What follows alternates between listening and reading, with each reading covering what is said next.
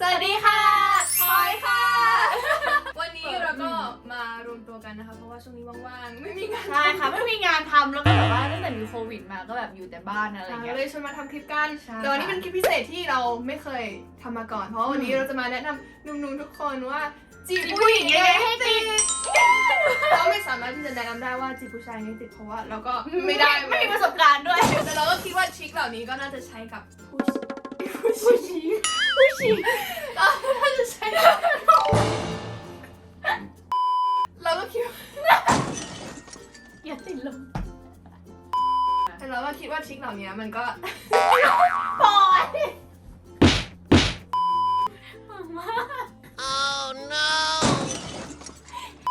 ทริคหลายๆอย่างก็อาจจะใช้กับผู้หญิงได้เช่นกันก็มาลองดูกันอ่ะเราจะไม่รีดาแล้วเรามาเข้าเรื่องกันเลยดีกว่า ไปค่ะ อย่างแรกนะเราต้องเช็คก่อนว่าเขาชอบเราหรือเปล่า ใช่ ถ้าบอกว่าคุยไปแล้วแบบเราไม่ คิด ได้ เป็น แบบ ฝ่ายเดียวอะ อะไรอย่างเงี้ยเราต้องคอยสังเกตด้วยว่าแบบเวลาเราไลน์หาเขาหรืออะไรเงี้ยเขาตอบกลับไหมหรอแบบว่า เขามีปฏิกิริยายังไง ใช่ถูกต้อง เลย ไม่ใช่แบบว่าตอบชั้นหน้าอะไรอย่างเงี้ย คือถ้าทักตอนแบบ9 โมงแล้วตอบอีกทีแบบ4 โมง อาทิตย์หน้า อะไรเงี้ย อะไรอย่างเงี้ย เราก็ต้องมีความคิดนะว่าแบบหรือผู้หญิงอาจจะไม่ได้อะไรกับเรามากขนาดนั้นอะไรเงี้ยอย่าออกตัวแรงมากเกินละบอกไว้ก่อน ใช่เพราะว่าผู้หญิงหลายคนเวลาแบบเจอผู้ชายออกตัวแรงตั้งแต่แรกๆคือกลัว กลัวน่ากลัวนะแบบเข้ามาแล้วแบบเฮ้ยแบบมีแฟนยังแต่ก็แล้วแต่คนแต่ แล้วแต่คน แล้วแต่คนจริง แต่ ๆ ว่าแบบมันก็มีผู้หญิงหลายๆคนที่แบบ อืม กลัวแบบค่อยๆคุยไม่ต้องรีบ ใช่ อะไรอย่างงี้ สุดท้ายเรื่องความรักเป็นอะไรที่แบบค่อยๆ ไม่ต้องรีบเนาะข้อต่อไปนะคะก็คือแบบว่าการจำรายละเอียดเล็กๆน้อยๆของเขา ใช่อย่างเช่นแบบว่าเขาชอบดูหนังอะไรชอบกินอะไรชอบสีอะไรอะไรอย่างเงี้ย อ่า มันเป็นเรื่องเล็กๆน้อยๆที่แบบถ้าเราจำได้อะผู้หญิงชอบ แล้วยิ่งถ้าแบบว่าแบบ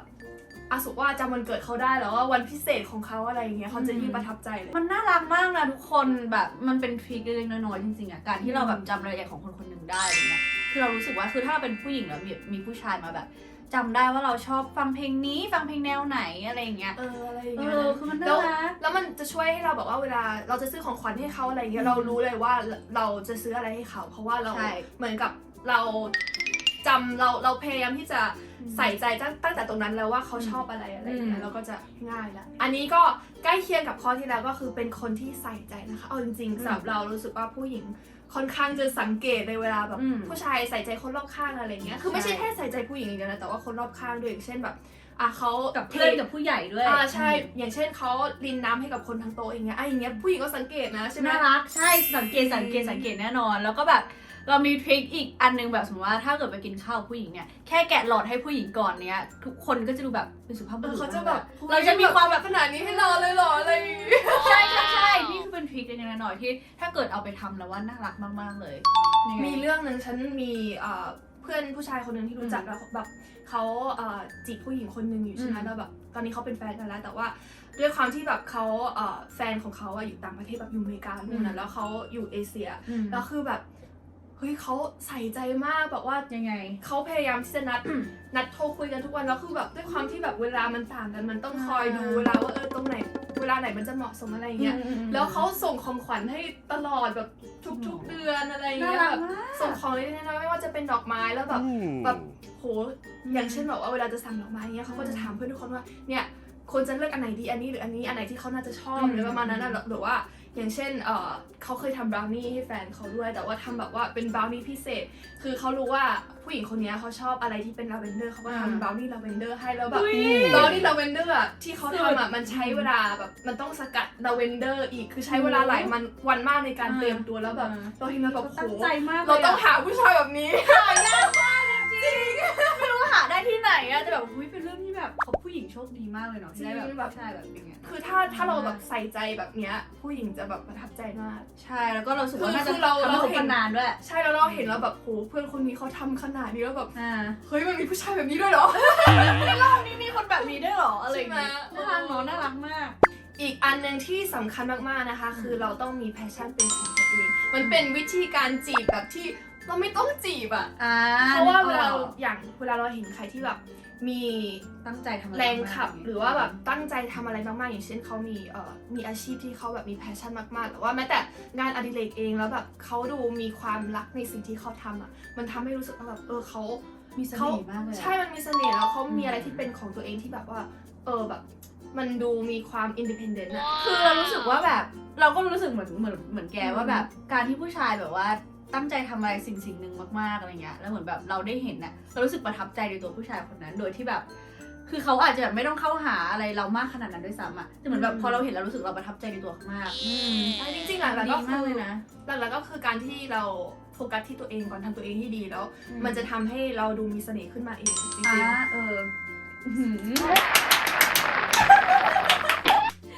ชอบดีจังลงอันต่อไปก็คือการดูแลตัวเองนั่นเอง ใช่ ซึ่งเอาจริงว่าพอผู้หญิงเจอผู้ชายครั้งแรกเนี่ยสิ่งแรกที่เราจะเห็นก็คือรูปลักษณ์ภายนอกด้วยซ้ำอะไรเงี้ย ใช่คือไม่จำเป็นต้องแบบว่าเฮ้ยแบบหล่อเหมือนพระเอกช่องสามหรืออะไรเงี้ยแต่ว่าคือแค่แบบเราแบบแต่งตัวดีแล้วก็ ให้ดู ดูแล สะอาด ผิวพรรณ อะไรเงี้ย อะไรเงี้ย อืม คือมันก็ดูดีได้แล้ว ใช่จริงๆเอาจริงไม่จำเป็นต้องหล่อเลยนะขนาด จริง นี่ก็ไม่ได้ชอบคนหล่อด้วยนะแบบเวลาแบบดูอะไรเงี้ย เออ เอ๊ะหรือไม่จริง ไม่เราชอบคนดูดีไง ชอบคนดูดีใช่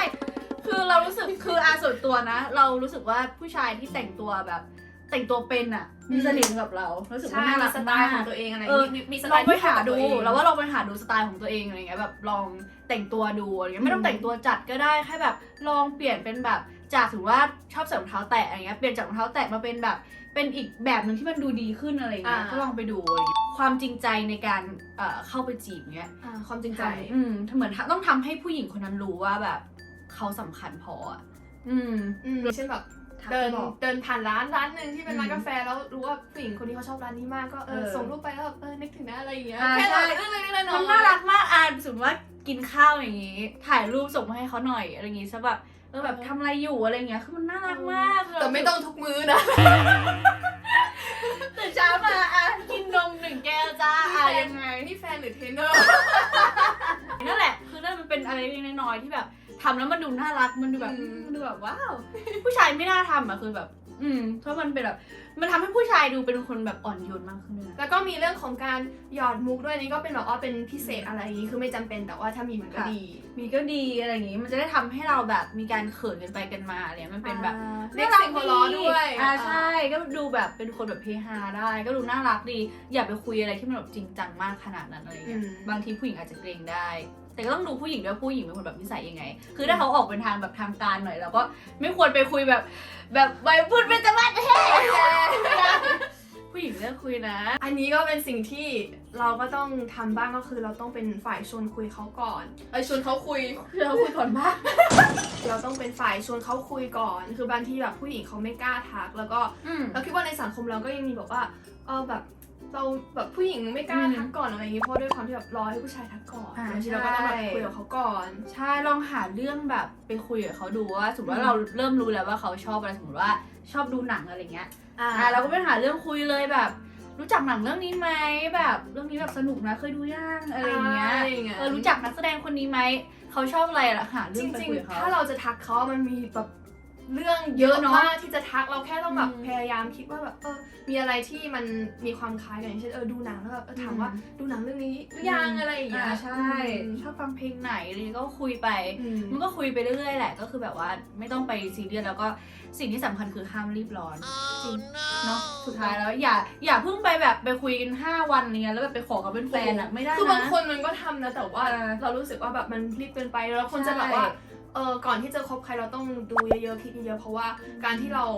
คือการคบคนอะถ้าคบคนผิดชีวิตก็เปลี่ยนนะจริงอันนี้สำคัญมากใช่ไหมสำคัญมากอย่างเรื่องเพื่อนด้วยเหมือนกันถ้าเกิดแบบเราต้องเลือกเพื่อนให้ดีๆด้วยใช่จริงๆไม่ว่าจะเป็นแฟนหรือว่าเพื่อนคือเราต้องเลือกคบคนดีๆที่แบบดูกันไปนานๆสุดท้ายแล้วความรักเป็นเรื่องของคน2 คนนะเนาะเขาต้องก็ยังไงก็ต้องปล่อยให้ทั้ง2 คนแบบไปลองคุยกันดูเองอะไรเงี้ยจริงๆการที่แบบรีบคบกันมันก็ไม่ผิดแต่ว่ามันก็ถ้าเซฟก็คุยกันไปนานๆก่อนอะไรอย่างนี้ดูกันไปก่อนนี่ด้วยความเป็นห่วงนะเลยบอกว่าให้คุยค่อยๆยิ่งผู้หญิงอันนี้แบบอยากจะย้ำเลยว่าแบบคุยกันไปนานๆก่อนยิ่งถ้าแบบเราไม่ได้รู้จักเขาอยู่แล้วก็แบบแบบดูไปก่อนอย่าเพิ่งแบบมีเรื่องนี้อย่าหลงรักใครเพราะว่าแค่ตัวหนังสือที่เขาพิมพ์มาถ้าเกิดยังไม่ได้เจอตัวจริงอะเราบอกไว้ก่อนจริงๆยิ่งแบบพวกออนไลน์เดทติ้งอะที่แบบพวกแอปอะไรอย่างเงี้ยต้องดูดีๆนะคนสมัยนี้น่าก กลัวใช่ใครจะไปรู้บางทีเขาจะแบบอาจจะคุยดีมาก แต่จริงๆเขาอาจจะเป็นแบบเป็นโจรอะหรือว่าแบบเฮ้ยเราอะโดนโกง รูปไม่ตรงปกแบบว่าคนละคนอะไรเงี้ยใช่ดูดีๆไม่ใช่แต่งรูปนะแต่คือแบบเป็นคนละคนเลยอะแบบใช่อะไรเอา เงี้ยบางทีอาจจะเอารูปคนอื่นมาใส่ด้วยซ้ำแล้วใครจะไปรู้อะไรเงี้ยสุดท้ายแล้วแบบว่านะคะทุกคนใช่ดูดีแต่ว่าหรือว่าถ้าไม่มีอะไรคือเราจะเล่าให้ฟังว่าเราอะเคยโดนโกงเลยแบบว่าเราไปซื้อบัตรคอนเสิร์ตมาใช่ปะแล้วประเด็นคือผู้ชายคนนั้นอะคุยดีมากแล้วคือเราเป็นคนที่เชื่อใจคนง่ายมากแล้วรู้สึกว่าคนนั้นแบบคุยดีแล้วก็ไว้ใจมากเราเลยแบบโอนเงินให้เขาเลยวันนั้นเลยภายในตอนนั้นอะไรเงี้ยสรุปแล้วโกงโดนบล็อกเลยเห็นไหมว่าเราเนี่ยอย่าไปเชื่อใจคนอินเทอร์เน็ตจริงๆนี่ขนาดดูว่าแบบเป็นคนเชื่อคนง่ายไงแบบแค่ตัวอักษรแบบเขาเขียนอะไรดีๆมานี่ก็เชื่อไปหมดแล้วอะไรเงี้ยต้องระวังต้องระวังจริงเนาะสังคมออนไลน์ก็ต้องระวังด้วยคุยกับใครแบบดูดีๆอันนี้เป็นโบนัสส่วนตัวนะคือรู้สึกว่าถ้าผู้ชายมาบอกชอบแล้วบอกรักเราก่อนนะคือแบบจะรู้สึกว่าแบบเคยปลื้มมากถึงแม้ว่าสมมติว่าเขามาบอกชอบเราแต่เราไม่ได้ชอบเขาแต่รู้สึกว่าเรา respect ผู้ชายคนนี้มากๆที่เขากล้าที่จะบอกเราแบบเฮ้ยมันแบบนับถือเลยว่านับถือเลยเนาะกล้าขนาดนั้นนะจริงการที่ไม่ใช่แบบกล้าขนาดนั้นแบบอย่างนั้นนะแต่ว่าในทางที่ดีในทางที่ดีใช่แบบว่าเขาแบบเพราะมันยากนะการที่เราจะบอกชอบใครสักคนหนึ่งอ่ะใช่ไม่ใช่เรื่องง่ายๆนะที่จะแบบอะไรอย่างนั้นอ่ะคือน้องๆแบบน่านับถือมากเลยอ่ะคือบอกก่อนก็คือทำให้แบบผู้หญิงรู้เลยว่าแบบโอ้โหคือเขาให้เกียรติมากเหมือนกันอ่ะเรารู้สึกว่าถึงแม้ว่าเราจะบอกชอบใครสักคนหนึ่งแต่ว่าเขาไม่ได้ชอบเราอ่ะอย่างน้อยมันก็ยังแบบทิ้ง reaction ที่มัน positive เอาไว้แบบมันให้ความรู้สึกดีๆต่อคนที่เราต่อคนที่อะไรวะอยากต่อคนที่เราชอบเพราะว่าใครๆก็ชอบที่จะให้ใครมาชอบเราถูกไหมใช่มันไม่ดีกว่าการที่แบบคนมาเกลียดเราอะแบบจริงไม่โอเคใครๆก็รู้สึกดีแหละที่แบบมีคนมาชอบอะอันนี้อยากถามว่าเราคิดไงกับคนที่ตื้อคนที่ตื้ออย่างแรกคือแบบคือถ้าเราไม่ชอบนะส่วนตัวเราไม่ชอบเลยคนที่มาตื้อถ้าเกิดตอนนั้นเราแบบเราบอกไปว่าแบบไม่ว่างอะไรเงี้ยแล้วแบบว่าถ้าเขายังตื้อมาอีกแบบมาเรื่อยๆเรื่อยๆเงี้ยก็ไม่ชอบเราไม่ชอบคือมีตื้อหลายแบบเนาะมันจะมีตื้อที่เป็นแบบอาจจะแบบว่าแบบสมมติว่าเขาบอกชอบเราแล้วเราบอกว่าไม่ชอบเขาอะไรเงี้ยแล้วแบบวันต่อมาเขาก็ยังมาแบบทักมาหาอีกอันนั้นมันอีกตื้ออีกแบบนึงถ้าเกิดเราเห็นความพยายามมากพอเราว่าผู้หญิงอาจจะแบบเริ่มรู้สึกว่าแบบเฮ้ยเขาดูจริงจังกับเรามากขึ้นอย่างเงี้ยก็ถ้าคือปฏิกิริยาเขาดีก็จริงๆการตื้อก็ไม่ใช่เรื่องที่ไม่ดีมันอาจจะแบบว่าผู้หญิงชอบก็ได้แต่ถ้าสมมติว่าเขาบอกเราว่าแบบไม่ได้ชอบหรอไม่สนใจแล้วเรายังไปตื้ออีกอันนั้นอาจจะไม่ดีแล้วผู้หญิงอาจจะแบบรำคาญไปเลยอะไรเงี้ยนี่หมายถึงว่าแบบทั่วไปไม่ได้หมายถึงว่าแบบมีคนคุยอะไรใช่ทั่วไปนะพวกเราคุยกันเหมือนแบบไม่ได้รักใครเลยจริงๆไม่มีใครให้อ้างอิงเลยให้ต่อเราไม่รู้จับมือที่พี่ออกไปก็คือเดี๋ยวต้องมีคนมาถามแม่เลยแบบสเปคพวกเราด้วยนะแบบว่ามีคนถามเยอะมากเหมือนใครไม่มีอะไรเพิ่มเติมแต่เรารู้สึกว่าแค่อยากบอกว่าเราเป็นคนที่แบบชอบผู้ชายที่แบบถ้าเกิดมันจะเกิดขึ้นจริงๆนะเราชอบคนที่เหมือนแบบว่าแค่ตื่นเช้ามาแล้วแบบมามอร์นิ่งอะขายของ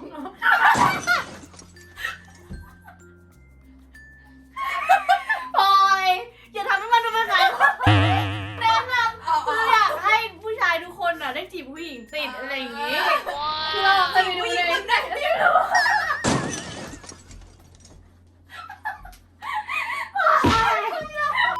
ม่ใช่หมายถึงว่าแบบหวังว่าทุกคนที่ดูคลิปอะไรที่ไม่ใครของเราไหวไหมเพื่อนไม่คือเราแค่อยากบอกเฉยๆว่าแบบมันน่ารักดิไม่พูดแล้วดีกว่าใช่ไหมอันนี้ก็สำหรับคำแนะนำก็มีประมาณนี้แต่จริงๆมันก็ทุกอย่างมันก็แล้วแต่สถานการณ์แล้วก็แล้วแต่คุณด้วยไงก็ถ้าคิดว่ามันมีประโยชน์ก็ลองไม่ใช่หวังว่าสักข้อหนึ่งจะมีประโยชน์กับพี่ๆทุกคนนะคะพวกเราพยายามเต็มที่แล้วจากหัวสมองที่มีจากคนที่มีประสบการณ์ใช่เลยต้องบอกก่อนว่าไม่มีประสบการณ์ทั้งคู่เลยนะคะแต่ก็คือแบบพยายามคิดค้นมาอะไรเงี้ยแบบว่าก็แบบถ้าเป็นเราอะไรก็ประมาณนี้นะคะยังไงถ้าชอบคลิปนี้ก็อย่าลืมไลค์กด subscribe แล้วก็มาคอมเมนต์กันด้วยนะคะแล้วก็ถ้าอยากให้ทำคลิปอะไรเพิ่มเติมก็มาคอมเมนต์กันได้นะคะคอมเมนต์ไปเลยข้างล่างนะคะหรือว่าถ้าอยากให้เลิกทำก็บอกได้ พ่ออย่าพูดอย่างนี้เดี๋ยวจะมีคนมาคอมเมนต์เนี่ยว่าแบบว่าพอแล้ว ปิดช่องเถอะ ไม่ไหวค่ะฝากด้วยนะคะทุกคน ใช่ไว้เจอกัน นะ คลิปหน้านะคะ แล้วก็อย่าลืมติดตามพลอยโซนารินด้วยนะคะ ติดตามพลอยได้นะคะ IG พลอยนารินค่ะ แล้วเจอกันนะคะ บ๊ายบาย